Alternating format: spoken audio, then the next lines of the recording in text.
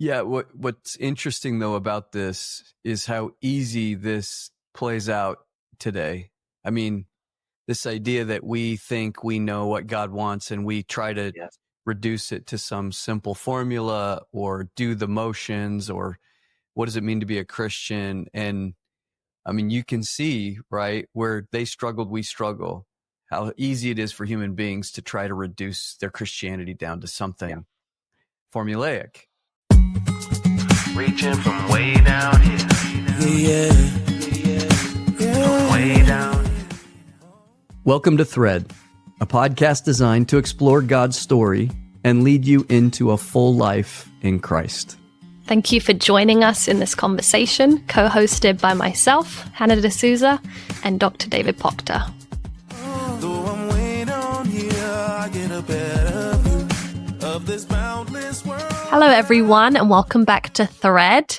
We are in episode 39 today, and we are looking at Judah's prophets. We looked at Judah's kings last week, and now we're still in the south, and we're looking at the prophets of Judah. And we have a very special guest with us, Dr. Steve Kinnard, who I will hand over to Dave to introduce. We do have a special guest. Steve is a friend to both of us and to many who listen to our podcast, and we've been looking forward to having him on. It's so good to have you with us, Steve. Really, really good to have you. So one of our typical kind of welcomes for our guests is tell us a couple things about you. I'm a huge fan. I've been following since day one, and I'm current on all the episodes. And so I appreciate what you guys are doing. Wow. I know this is a lot of work, but you put your love and your heart into it, and it's very obvious. So thank you for that. I work with Cord, which is a leadership center, and primarily I work toward teacher development in the church, as well as work with a journal called Telios and a conference called Telios, which is a journal of holistic Christian spirituality, both an academic and a general journal with poetry and original photography. I love doing that. And I work with schools and missions around the world, helping with prepare leadership there. So I love what I do. It's fantastic. Love it. Yeah, and you're really good at what you do, and you have a great reputation for all the things you contribute. Now, Steve and I have been friends for a long time. I also know that Steve enjoys a couple nerdy things, which for Hannah and I, we like that because, nerdy things are kind of our jam too. Well, you can see some of it behind me there. There's a model there of Helm's Deep and Tolkien books all over the place. I would say primarily that's my go-to. Yeah. Tolkien's your go-to. I had the opportunity to speak at the Tolkien Society and present a paper there. And so that was like a bucket list thing checked off at that point. Yeah. Have you been to the pub in Oxford where he used to sit with Lewis Carroll and C.S. Lewis? Yes, I have. You need to come. Someday I will get there. Yeah. The Eagle and Child. I love it. Okay, let's dive in here to our content for today. So, this is, I want to remind the listeners just kind of where we are in the story in the background here. So, some of this can be hard to follow. I found even as I was doing the research and trying to figure out each king and what they're doing and what's happening in the background, there's a lot here. So, First and Second Kings, just as a reminder, which is where we are, covers hundreds of years of time. And it bounces back and forth between the northern and the southern kingdoms, which is part of what makes it complicated. You really got to kind of graph it out and lay it out, which is one of the reasons we're going to put up a graph here in a little bit.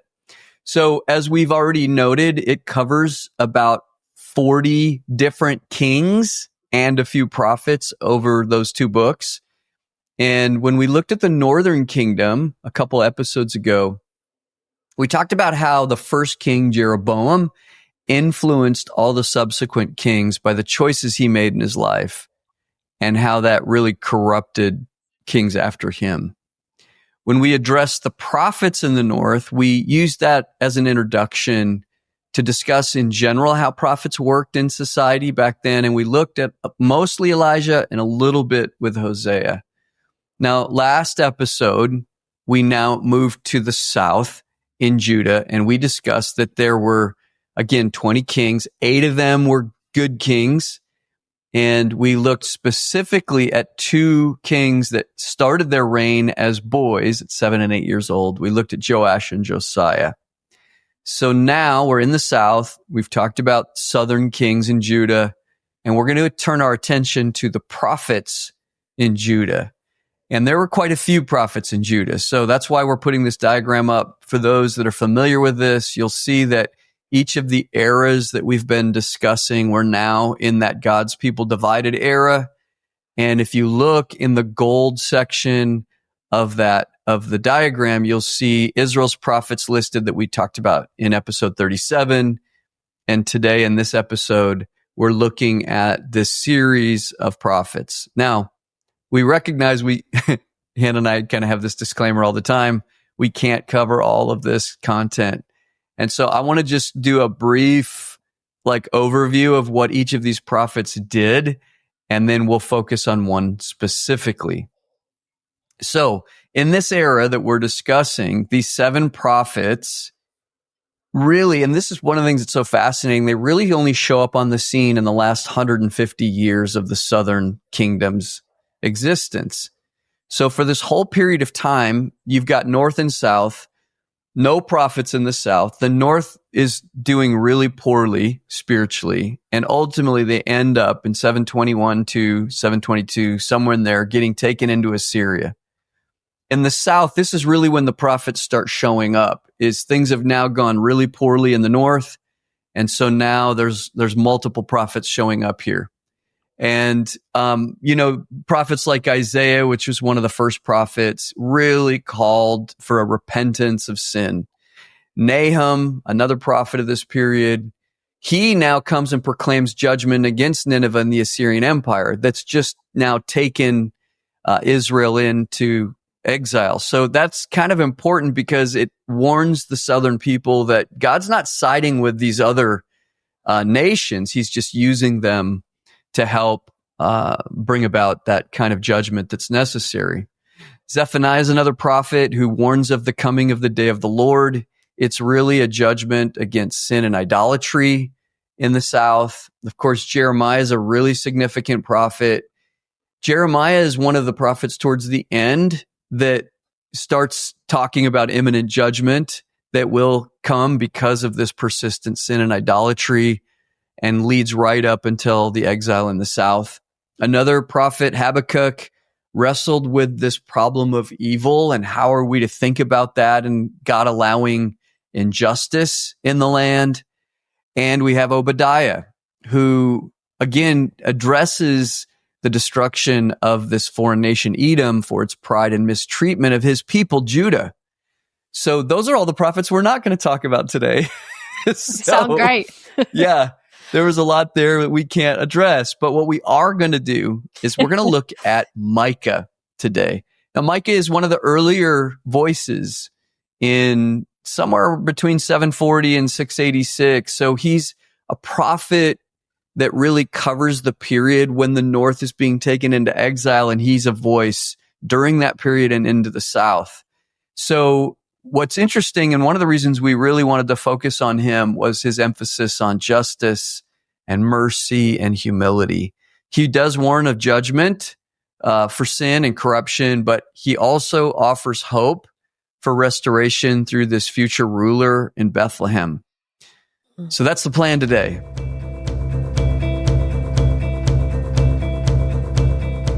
So we mentioned in our earlier episode on prophets with Dr. First about the different role that prophets played in their society.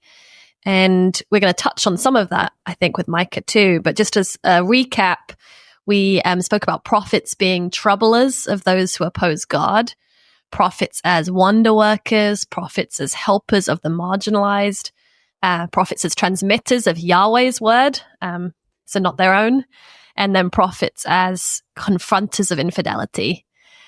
So, Steve, I know you've studied and written on the prophets. Are you able to give us some contextual background as to what is happening in this prophetic literature, and maybe what was going on in the socio-political arena, what was happening with the people of Israel and Judah, and how the prophets enter this space and what role they play? I love prophets.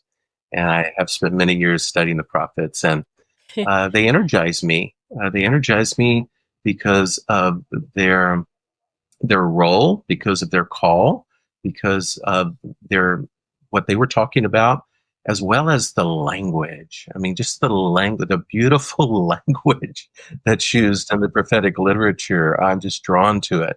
But this is a fascinating time in history. If you enjoy history, break open some books and look at this time, the time of the division of the kingdom, north and south, Samaria and Judah, capital of Judah being Jerusalem, and then see the world powers there. Look at Assyria to the east, with guys like Tiglath-Pileser III and Sargon II, but also look at the south. Look down and see Egypt there, which Egypt was a power that was always present, sometimes waning and sometimes more powerful, but always there in the background. In Israel's mind. And then, of course, in the future, you're going to look at Babylon and have a very important, it plays in with this part of the history here, Babylon, with Nebuchadnezzar and others there. But the thing about looking at, I guess, the socio-political context here is that Israel, primarily the northern 10 tribes, lived on the coastal region. And that whole region right there was a highway. And it was a highway that led from Egypt up to Assyria and then east, all the way to India. And so it was a major trade route. And it was the easiest way to get from Egypt, where they could buy and sell goods and then take their goods all the way to the east. And so basically, whoever controlled that trade route controlled the economy of the land. And, most wars are fought over geography and economy. And that was true in this day and time as well. And so when Assyria finally got more power and wanted to flex its military muscles, it looked to this maritime trade route. I'll just read you a quote from Theodore Robinson, a great Old Testament scholar. He says this: "The great road along which the merchandise of all the ages has moved runs through the gap formed by Australian and Palestinian Central Range and passes down the maritime plain." That's what I'm talking about there. "Leaving Judah and Jerusalem away to the east." They were kind of segregated from all that. They had a mountain range that protected them. But it says the world's traffic tended thus to pass her by. But at the same time, that position was so advantageous to Samaria commercially, proved in the end to be her ruin. So we look at how Samaria prospers, but in the end, it creates her ruin because that was the land that people really wanted to control. Two reasons. It was a buffer between Egypt and Assyria and Babylon. And so whoever controlled that controlled a buffer zone. But then secondly, economics. They controlled trade, they controlled tariffs, they controlled taxes. And then the Hebrew prophets come on, and there's a different layer added to all of this when you look at the biblical text. Because in the biblical text, these political and military powers that intrude into Israel and Judah, they're also noted by the Hebrew writers as being the instrument of God to discipline his people. You don't read that in world history, but you see that in the biblical history and in the biblical text. That God actually would use a nation like Assyria to discipline the northern kingdom for breaking covenant. And I know you had a great episode on covenant. And the same thing with the south in Judah and Jerusalem. And in Judah and Jerusalem, the southern kingdom that we're talking about primarily now, they thought, they watched Israel get taken off into captivity in a very horrific way.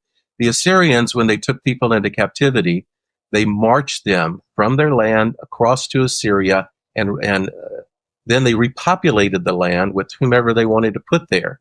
But basically, the population was gone.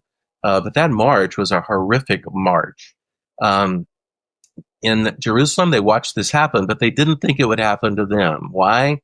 The temple of God. But Jeremiah talks about that. Other prophets talk about that. And so That layer that you see in the Bible is a very important layer, because what it shows us is the sovereignty of God over the nations. And the prophets talk about that in their literature. And I know Micah is one of the 12 minor prophets. Minor, of course, meaning a short book and not less significant, which I used to think growing up. That's what minor meant. I wonder if you can share a little bit about how Micah is involved in this. Micah is called the prophet of the poor. It's from a small village called Maresheth, which was about 25 miles west of Jerusalem, 20 miles west of Tekoa. I mentioned that because Micah and Amos was from Tekoa. They're very similar in their makeup. Both of them were people of the land. Both of them were farmers. Probably Micah, we're not exactly sure, but the scholars suggest that Micah was a farmer. Amos definitely was a farmer, sheep herder and a keeper of sycamore fig trees. Both of them had a message that had to deal with justice and unfair treatment of people. We're going to focus in on Micah 6, which is one of the great passages, not just of the prophets, but I think of the whole Bible. And of course, Micah and Amos share some of the same language when it comes to treating people fairly, that sort of thing. But one of the reasons I love Micah is because I look at Micah as a regular person who received the call of God. And the prophets talk of that in terms of the Debar Yahweh, the word of the Lord. The word of the Lord came to him, and he couldn't help but speak. That's Jeremiah's language. He couldn't help but speak because the word of the Lord came over him. And he prophesied to leaders. He prophesied to political leaders, religious leaders, the institutions of the land, but he also prophesied for the people of the land and to the people of the land as well. And so I think when we look at Micah, we're looking at somebody, just a regular person, a rustic prophet from small village that ends up giving words that have lived for thousands of years, hundreds of years. Yeah, we've already talked about how Micah, his ministry really covers this period while he's living there in the south of the exile in the north. And we see that his ministry really lasts over the reign of 3 different kings. And these, to kind of frame this from last week's conversation, Hannah, we talked about these 2 boy kings. Micah's ministry is right between those 2, right? And so I want to talk a little bit, Steve, about you have written that several of the prophets used what was known as the tradition of prophetic symbolism. And that's one of the things that makes Micah different. Can we talk a little bit about that? So what does that mean? Okay. Yeah. It's the idea that they do, I'll just say, strange things to get their message out there. Okay. Right. But I mean, and some of this you can take literally, and some of this you can take as maybe hyperbole. But I think in many cases that they did just crazy things to draw attention to themselves so that their message would be heard. They weren't just drawing attention to themselves. The important thing is they wanted the Debar Yahweh, the word of Yahweh, to be heard. Ezekiel is one of the most radical. The most radical of all is Hosea. I mean, his whole life is a prophetic symbol, and that's really crazy to think about that. But Ezekiel, I mean, he laid on his side for over a year, and then he turned over and laid on the other side over a month. I mean, who does that, right? He dug through a wall. I mean, he dug through a wall and then goes through it, comes back out on the other side and says, this is what the walls of Jerusalem are going to look like. But he's doing that to draw attention to himself. And if Micah's doing the same thing, and Hannah, why don't you read Micah 1:8 and Micah 1:16 and see what Micah says here? Yeah. I don't know if I'd want my life to be a prophetic symbol. but kudos to them. Okay, maybe it is, Hannah. Maybe it is. I know, maybe. Yeah. So Micah 1:8, it says, "For this I will lament and wait. I will go barefoot and naked. I will make lamentation like the jackals and mourning like the ostriches." And then in 1:16, it says, "Make yourselves bald and cut off your hair for your pampered children. Make yourselves as bald as the eagle, for they have gone from you into exile." If we do take this literally, then Micah is walking the streets of Jerusalem naked, which probably means a loincloth, but walking around with a loincloth, wailing, lamenting like an ostrich. I don't even know what that sounds like, but it's really crazy. No. Shaved head. Ezekiel talks about that. Ezekiel shaved his head with a sword, which must have been a bloody mess. But the point that I want to make is the prophets went to great lengths to get the message out. It wasn't to draw attention to themselves. They were driven by the Devar Yahweh. And so they lived radical lives. They did radical acts for the message to be heard. And you see this also in the life of Micah. And what would you say that message is for Micah specifically? Well, Micah, much like Amos, was very concerned with the poor of the land and how they were being treated. Howard Thurman, the great mystic, and he was also an advocate of social justice who influenced Dr. King. He talks about the disinherited, the beautiful book, Jesus and the Disinherited. The prophets very much had the marginalized, the disinherited on their minds, especially, and you've already talked about this, widows and orphans and sojourners, strangers in the land. Micah keeps that theme going. And in 721, when Assyria fell to Sargon II, then Assyria comes in and starts putting pressure on Judah and Jerusalem with Sennacherib, another king that comes on. And they begin to basically make a vassal nation out of Judah at that point, which means that they controlled the land and they controlled the country, and they levied taxes on them, heavy taxation. But what would happen, and this continues to happen today, is the landed gentry, the people that owned the property, they didn't really have to pay those taxes. They just pushed the taxes on to the people who couldn't afford them at all, and paid people less wages and extracted taxes from their farm workers and that sort of thing. And Micah, being a farmer himself, felt the burden of that.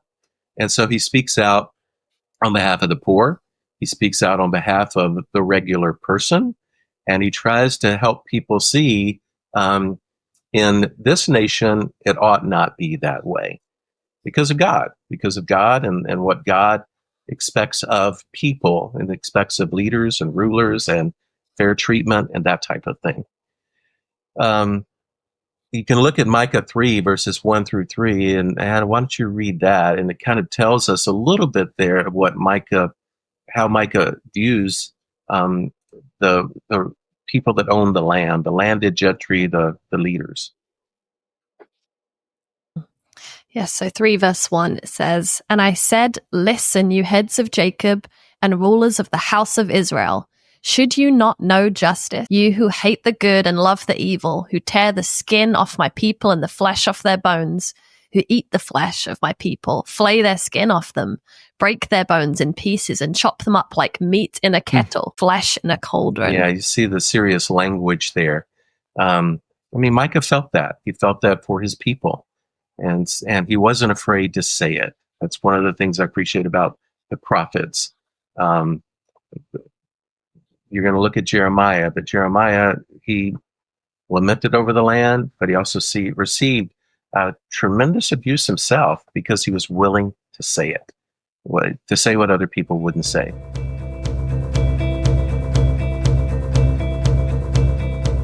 I think this takes us to Micah 6, right? Yeah, this is the kind of heart of this book, right? And we're going to spend the rest of our time unpacking this. What's really interesting about this chapter is it's set up as if it's in a court of law. So we see the language here. is very specific. So we'll see a summons. Yahweh will leverage charges against his people.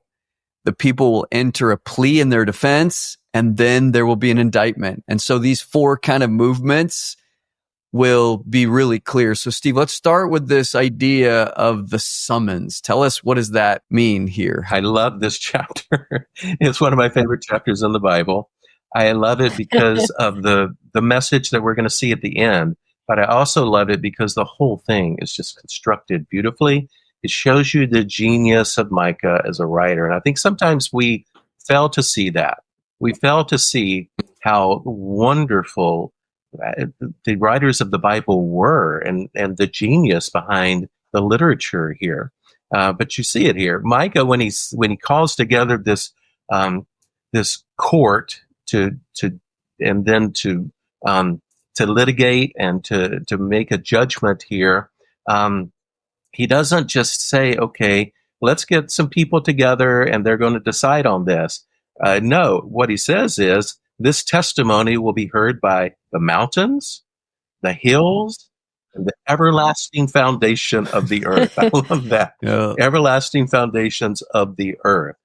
Because man cannot judge God. And so he calls the court in session, and what will do the judging of God is actually creation. Creation will. And so you have to kind of picture that, what Micah is saying is going on. It shows us the sovereignty of God. This is not an ordinary tribunal here. It's extraordinary because Yahweh is extraordinary. So I love that. Yeah, so the whole scene here is creation itself is the scene of the courtroom, right? Yes. So what are the plaintiff's charges here in this case? Well, Yahweh has a complaint against Israel, and it's that Israel has broken covenant. And so Yahweh is going to plead this case before all of creation. In verse 3, it says, "O my people, what have I done to you? And what have I wearied you? Answer me." And so he asks a question. What have I done? And you can, when I read that, what I envision is, and this is very anthropomorphic, it's putting human qualities on God, but I see tears in God's eyes. I hear a little bit of a quake in his voice because he loves Israel so much. He's done so much for Israel. And I hear him just like a parent asking a child, a rebellious child, what have I done?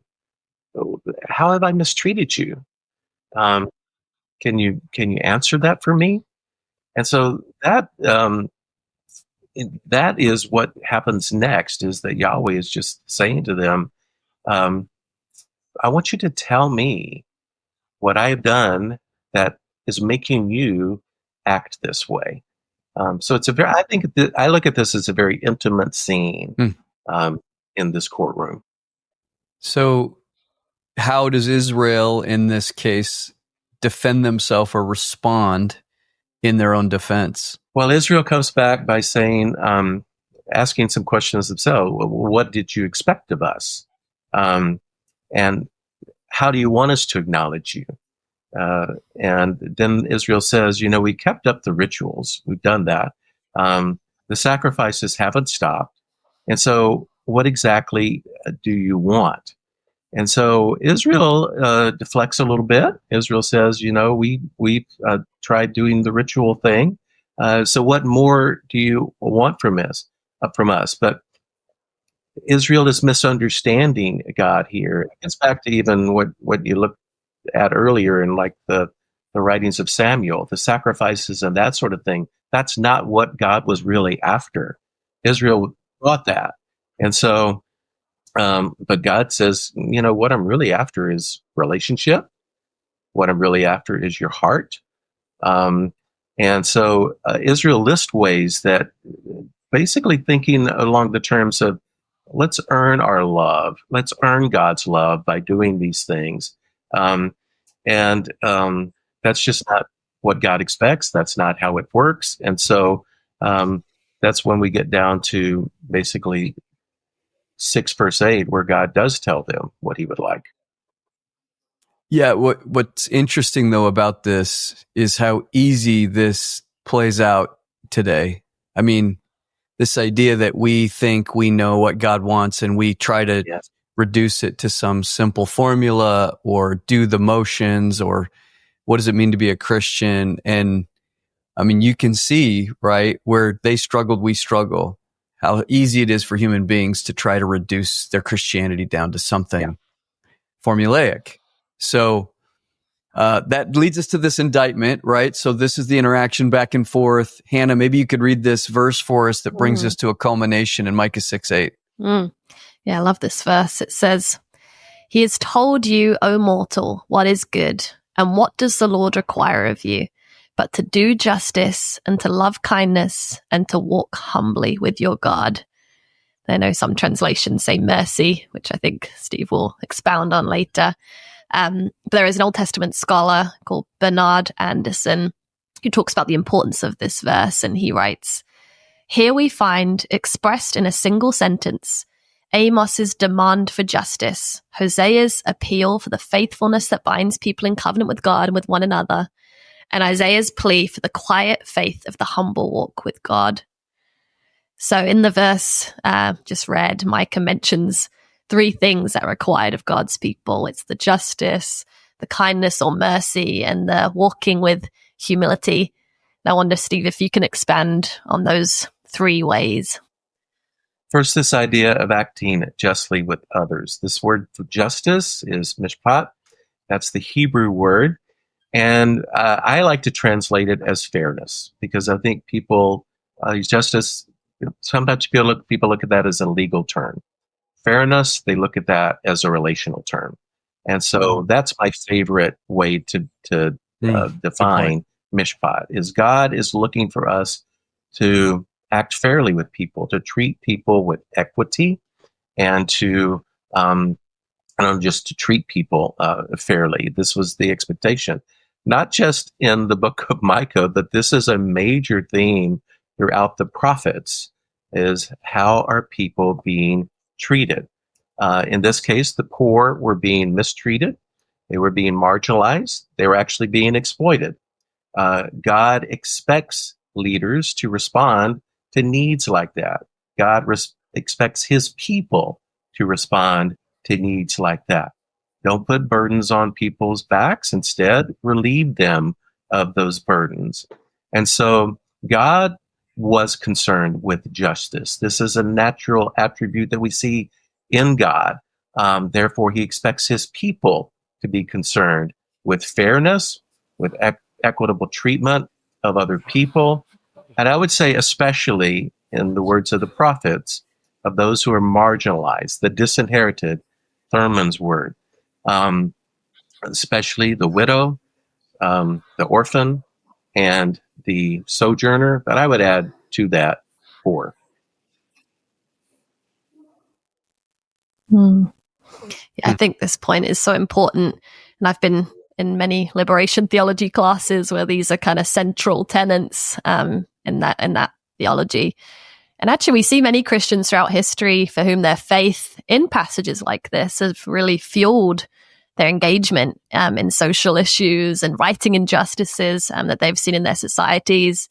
There are a few I can think of, like Wilberforce in the UK, who converted to Christianity and then campaigned for the abolition of slavery in Parliament.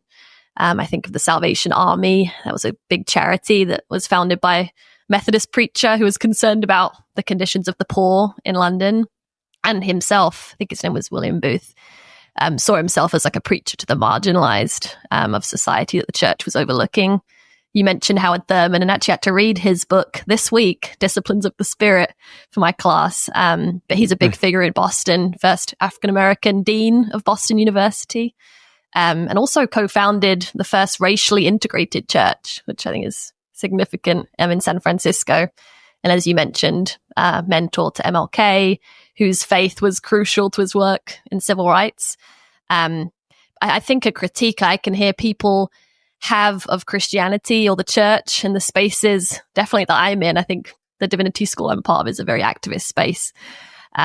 But a critique is that they can see a lack of engagement maybe in such matters today, or selective engagement.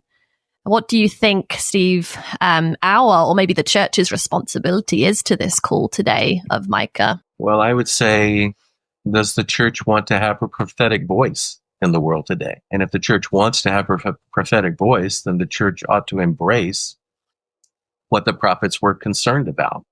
I'll extend that a little bit. Jesus is the greatest prophet. Jesus was concerned about justice. I mean, you look no further than the end of Matthew chapter 25, which one of my professors talked about that being the Mount Everest of the New Testament, the sheep and the goats. And why were some sheep and why were some goats? Basically, it comes down to mishpat, comes down to justice, comes down to how we treat people, comes down to taking care of those who have a difficult time taking care of themselves in life because life has given them a bad hand. And I would say also they have no voice. Someone has to be a voice for the marginalized, for the disinherited. That's what the prophets were. That's what Jesus did. And so, do we want to have a prophetic voice in the world today? I think we do. This matter of justice ought to be something that's on our hearts.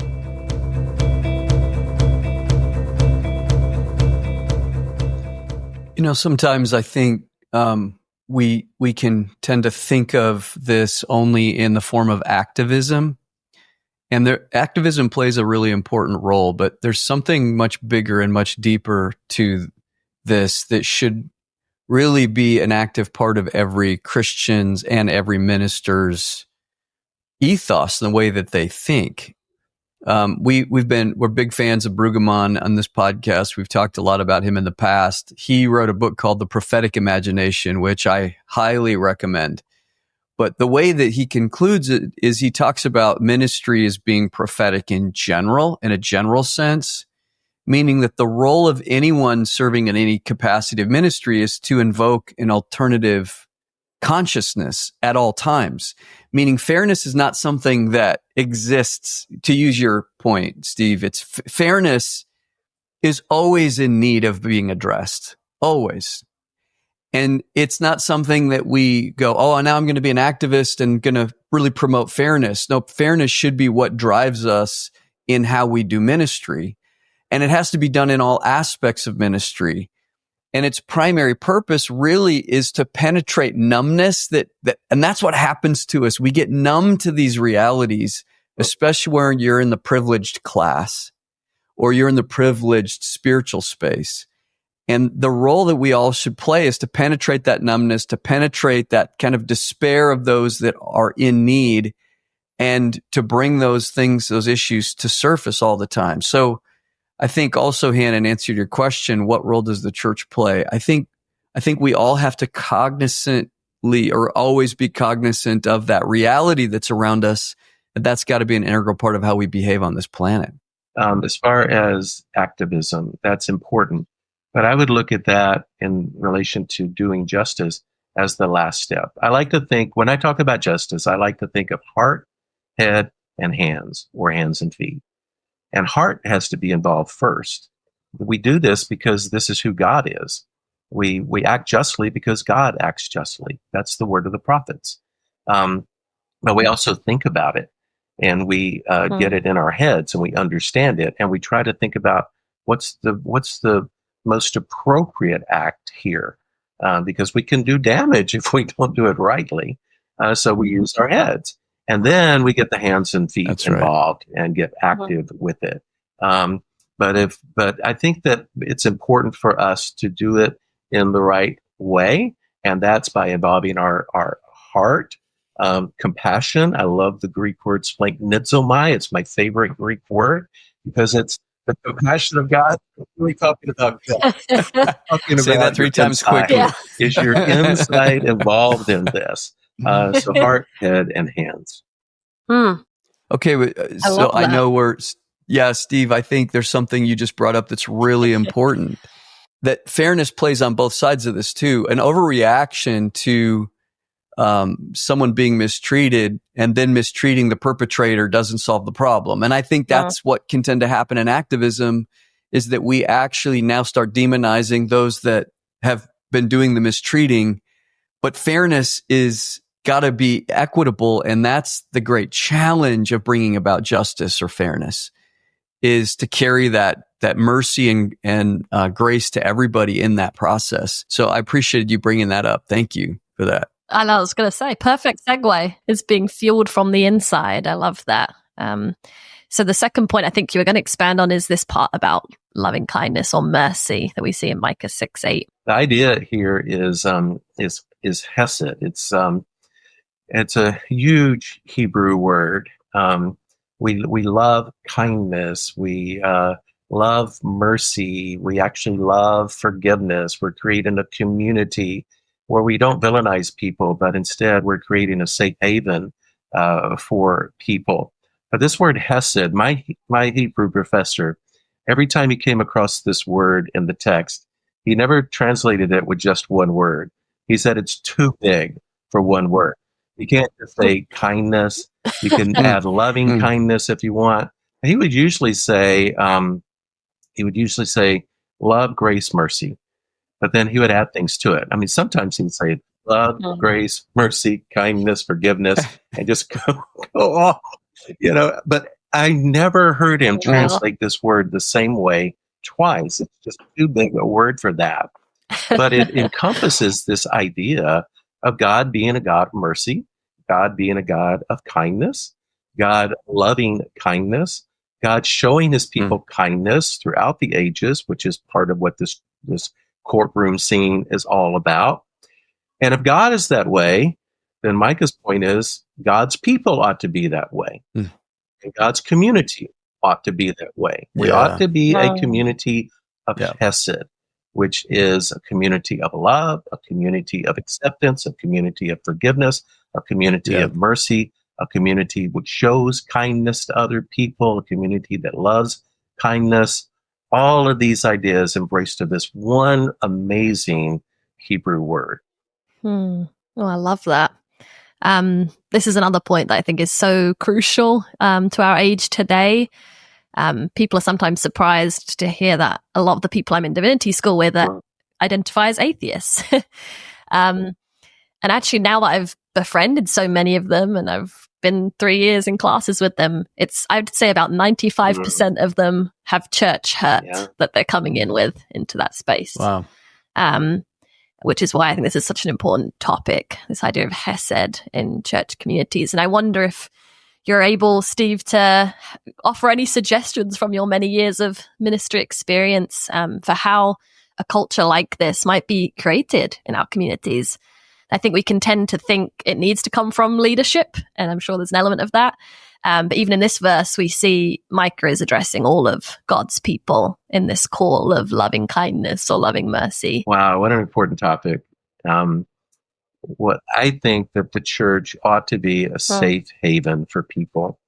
And it ought to be a place where people feel like I just tripped. I need help and I know where to turn. I'm going to turn to the church. But unfortunately, it's not always that way. This is what we need to create in our community, this type of community where people feel safe, where people feel heard, where people feel accepted, where people feel listened to, where people feel understood, because this is hesed. This is loving kindness. This is forgiveness. This is mercy.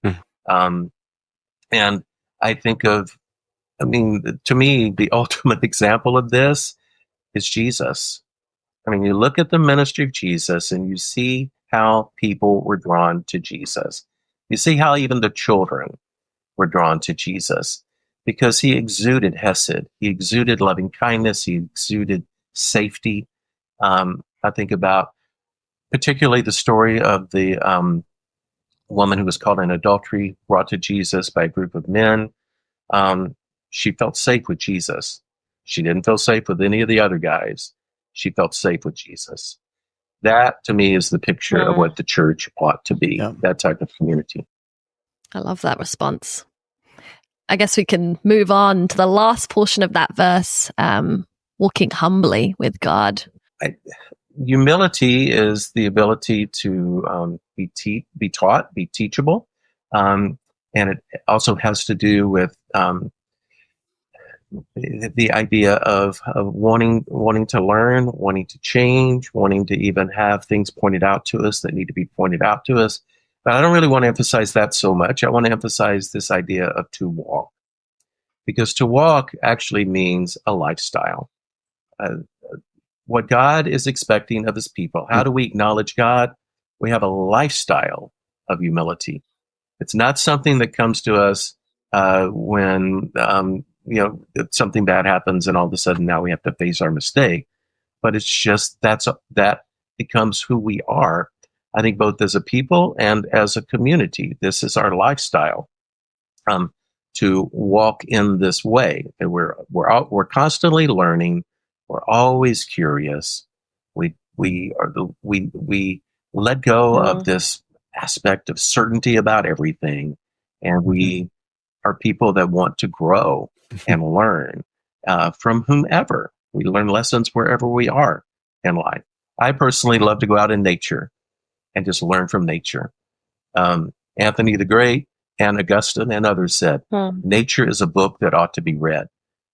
You can actually get out in nature and you can look around and you can learn from nature. Having that type of mentality, really, that I'm just going to be a learner. That's great. Yeah. We could do a whole episode on these concepts. We really could. I mean, what a rich conversation. It's just amazing to have you, Dr. Kinnard, joining us today. Thank you for sharing your passion for the prophets. It's contagious. It's exciting. Hopefully a number of our listeners will be inspired to dig in deeper to the prophets and all that the richness that they provide. So really, really appreciate you being here with us. Our next episode, we're going to be exploring both the exiles in the North and in the South. And we're going to talk about the concept of exile, which is a lot like a various form of wilderness, which will tie in as we talk about that next week. So, and we'll see you next episode. Dr. Steve Kinnard, thanks for being with us.